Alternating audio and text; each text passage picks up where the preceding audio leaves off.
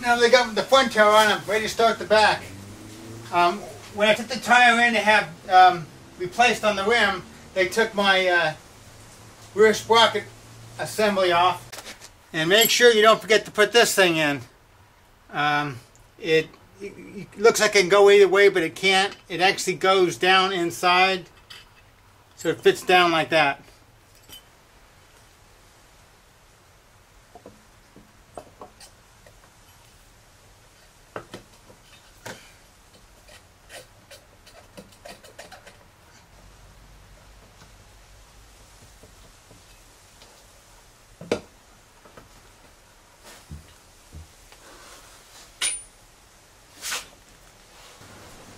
Double check that your tire was put on correctly by the arrows.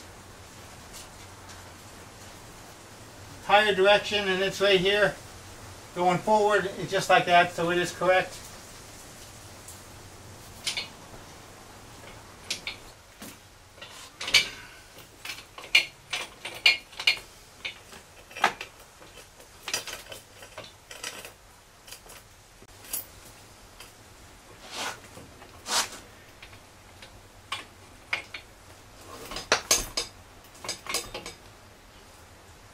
Put the spacer back in. Remember, the greasy side goes in.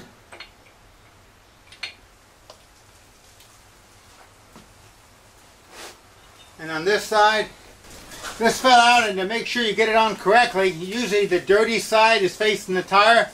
But another clue is where the bolts that go in to hold the caliper on, it goes in, it's recessed in. Like this, it would stick way out and you'd have a hole here that doesn't make any sense. So you know this goes on the outside because that's how this thing was screwed on from. And we're going to put the spacer back in. And to make it easier, I'm going to loosen up my tensioner because right now it's really hard to get it far enough up there without the chain being too tight.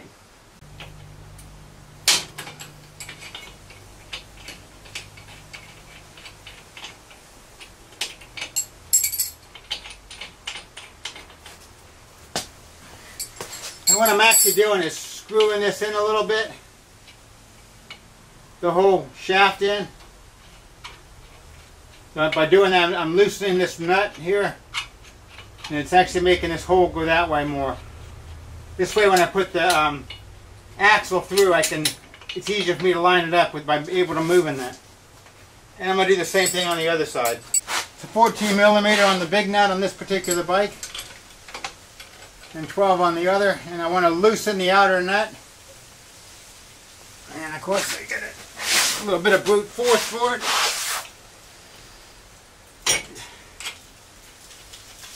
And I loosen that out a little bit. My wrench off, and then I can just unloosen this other one and then push it in. There you go. Easier to line up. And don't forget to get this thing lined up. And the marks are on the top. I want to make sure I put it back in on the top. Same with the other side. Slide my tire underneath it. Slide my foot underneath the tire a little bit to help lift it up.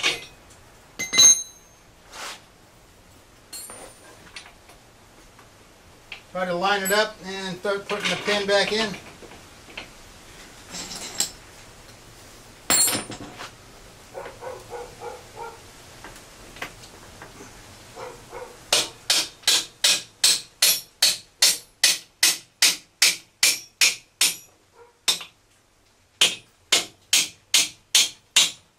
Shouldn't that be Jonathan's job?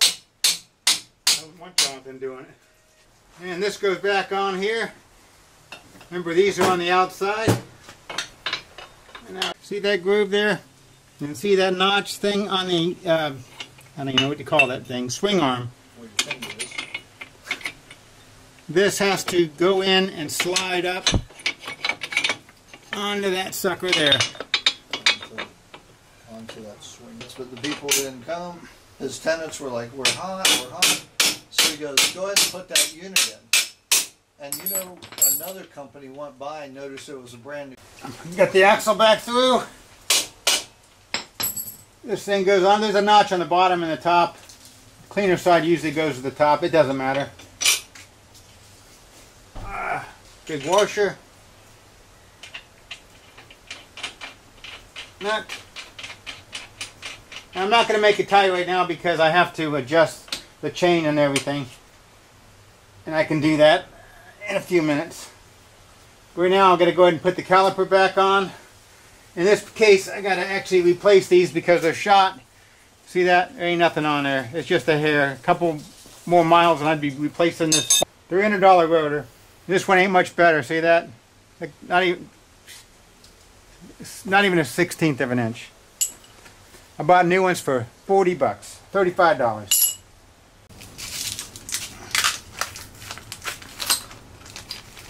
And I'm pulling out the new pads. Verify that they're the same.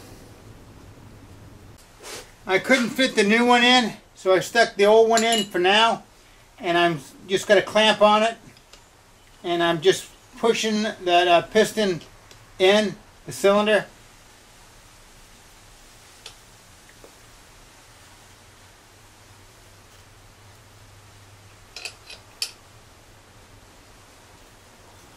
And hopefully that's enough.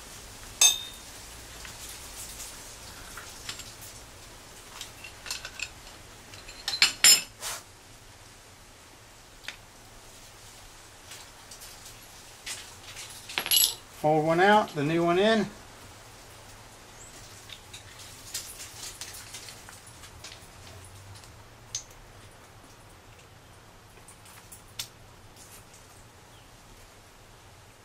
Slide the caliper and the brake system, whatever, back over the rotor.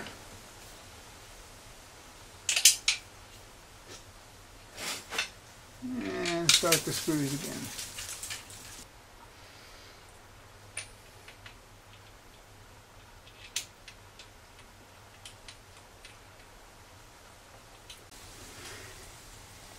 Got the Allen wrench and just go and get it up sorted a little bit better. Beautiful.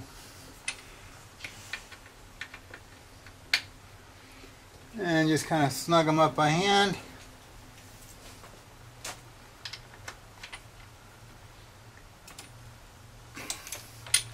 Again, it's probably good to check the torques on these, which I don't have a torque wrench and I don't know what the specs are.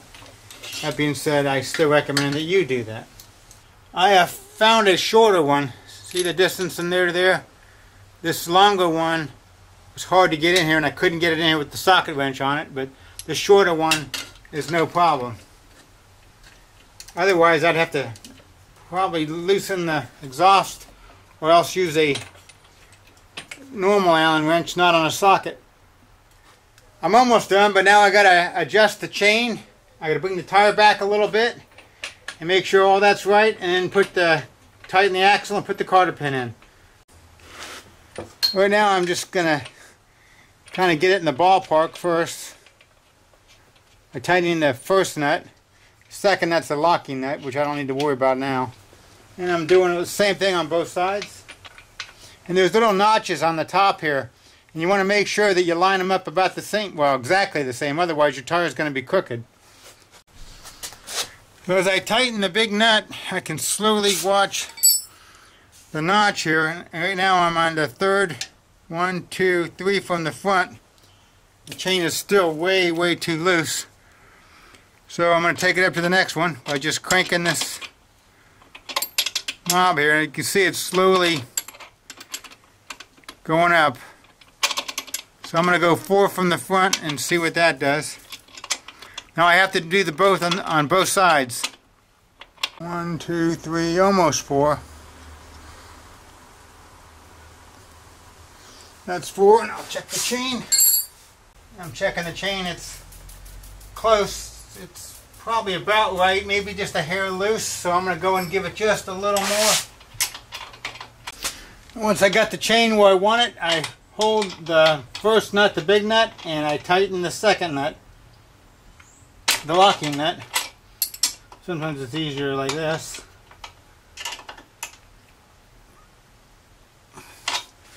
And do the same to the other side. Now I want to pump the back brake till it gets nice and hard.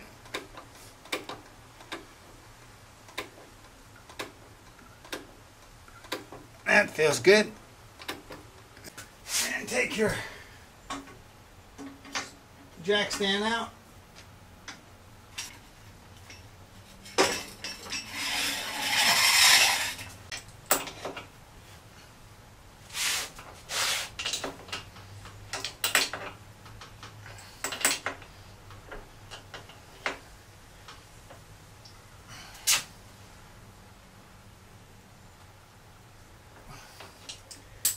And put your cotter pin back in.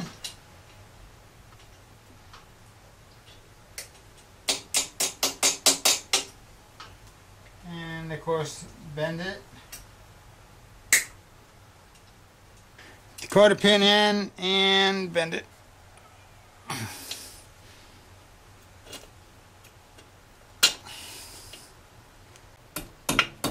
Also, it's good to bend them up because you don't want to get snagged on it somehow, walk by, catch your clothes or something, tip your bike over. There you go.